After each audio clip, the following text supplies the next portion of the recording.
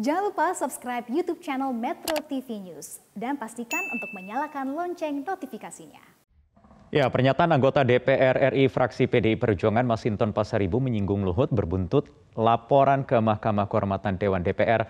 Benarkah laporan Masinton ke MKD ada yang memobilisasi? Saya akan tanyakan langsung, sudah ada Masinton Pasaribu dari luar studio. Selamat malam Bang Masinton, apa kabar Bang? Ya, malam Bung Wahyu. Oke, ini dilaporin tapi tenang-tenang aja ini. Karena apa ini sebenarnya kalau menurut Anda Bang Masinton? Apakah karena memang terlalu berani, terlalu jujur, atau terlalu apa ini kalau menurut Anda? Itu mah laporan lawak-lawak lah itu. Kerugian apa yang dia derita. Terus kemudian saya menyampaikan konteks itu kepada siapa? Kepada penyelenggara negara. Ya kalau yang ngelaporin lawak-lawak apa kaitannya, itu mah nggak masuk dalam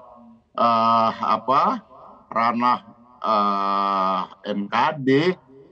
Nah itu malah justru nanti bisa berbalik tuh laporannya karena diduga sembarangan, sembrono, ya, bisa pencemaran nama baik itu. Nah jadi menurut saya ya sudahlah, hentikanlah memobilisasi memobilisasi dukungan untuk menghentikan kritik, koreksi aja ke dalam, seperti itu. Saya umpama yang memobilisasi itu siapa ya? Mobilisasi sentimen, ya, kesukuan.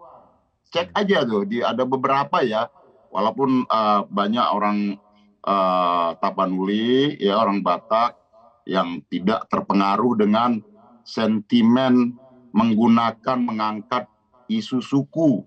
Itu kan kerdil. Itu sama aja dengan mengajak suku etnik sendiri itu untuk membenci sesama etniknya.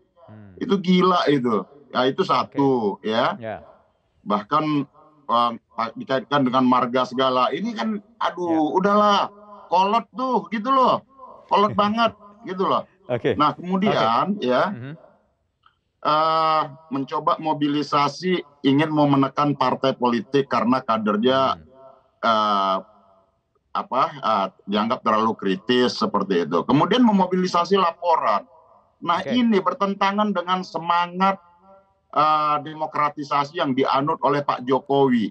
Beliau ingin tata kelola pemerintahan yang responsif, tidak anti terhadap kritik, ya, dan kemudian bisa melayani laporan dan aduan masyarakat. Ini berbanding terbalik, ya, dengan Bang Masinton, Anda tidak hanya menjerat di lingkaran Jokowi, ya, harus memperkuat spirit komitmen reformasi dan demokrasi oleh Pak Presiden. Nah, karena Anda tadi menyebut mobilisasi, ada yang memobilisasi, itu siapa maksudnya? Apa? Yang memobilisasi itu siapa maksudnya? Ya mungkin orang yang terganggu dengan kritikan saya. Ya kan segampang itu, sampai kemudian membawa Pak Tor suku, Pak Tor marga.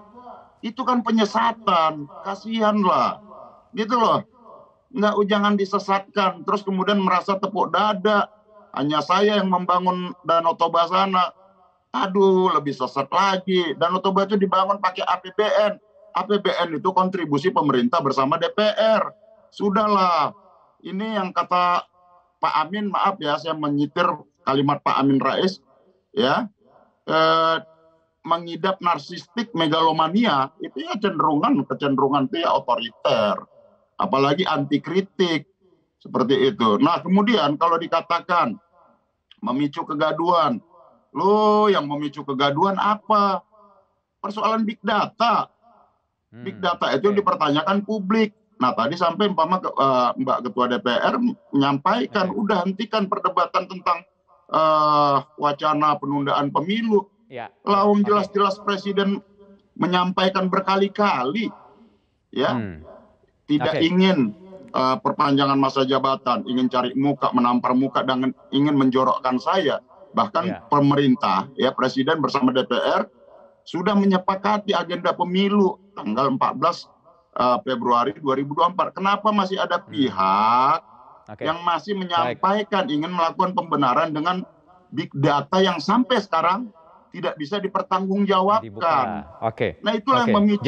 Jadi itu sebenarnya protes, tujuan Anda kemudian menyebut nama Pak Luhut ya. Tadi alasan-alasan yang tadi Anda sampaikan itu alasannya.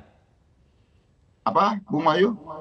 Ya, tadi Anda berarti menyebut nama Pak Luhut, Brutus Istana, apalah itu kemudian, karena memang ada faktor-faktor tadi, alasan-alasan seperti memang ada big data, kemudian alasan soal perpanjangan masa jabatan presiden, penundaan pemilu, itu ya? Lah iyalah. Nah ini kan begini, Mas Wahyu ya, kita harus menangkap suasana kebatinannya masyarakat. Emang masyarakat nggak resah? Resah. Tapi ketika mereka ingin menyampaikan, takut dikriminalisasi. Nah kita mendengar itu, saya sebagai wakil rakyat kan harus mendengar itu dan harus menyampaikan suara-suara masyarakat yang diam itu. Nah saya sampaikan apa adanya secara gamblang, ya karena kalau masyarakat yang menyampaikan itu takut dikriminalisasi, itulah yang membuat ya indeks kebebasan sipil, kebebasan berpendapat kita di mata internasional menurun. Karena apa? Bukan karena presiden, tapi karena perilaku pembantu-pembantunya yang anti kritik. Apa kalau menurut Anda dengan yang ada sekarang di lingkar dalam istana, apa yang harus dilakukan oleh presiden? Kalau presiden sudah maksimal ya, tinggal pembantu-pembantunya aja, menteri-menterinya yang sadar diri lah, tahu diri dengan semangat demokratisasi yang dibangun oleh presiden gitu ya. Mengelola pemerintahan itu yang dengan cara-cara mendengar keinginan rakyat, jangan memaksakan kehendak gitu loh. Ketika kekuasaan memaksakan kehendak pasti pasti akan mendapatkan perlawanan dari rakyat. Itu hukum alam sejarah.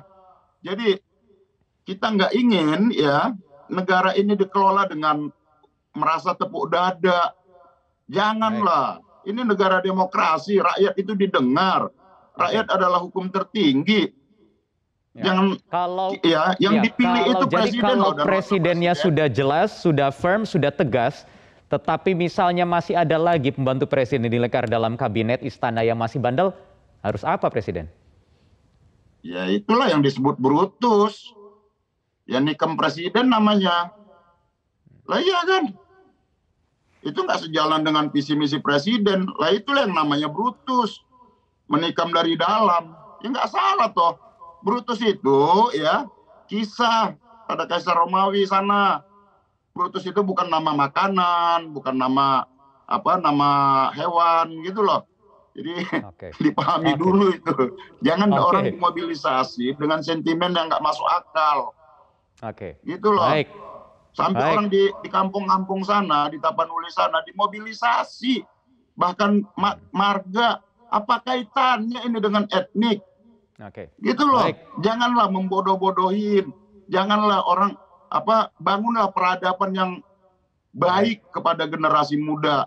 Seperti itu. Bukan malah menyesatkan, membangun sentimen SARA.